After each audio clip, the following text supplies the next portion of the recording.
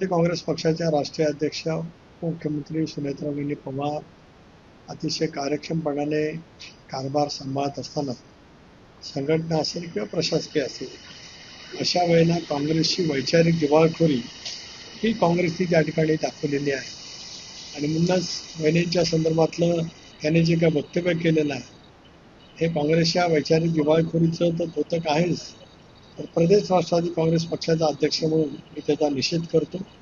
राज्यभर राष्ट्रवादी काँग्रेस पक्षाचे कार्यकर्त्या बहिणी या संदर्भातल्या संतप्तपणाच्या आपल्या भावना त्या ठिकाणी व्यक्त करतात.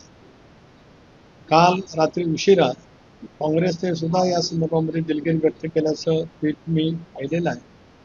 पण दिलगिरी व्यक्त करून विषय कधी संपत नसतो. काही वेळेला काय बोलावं याचं भान असावं लागत असतं.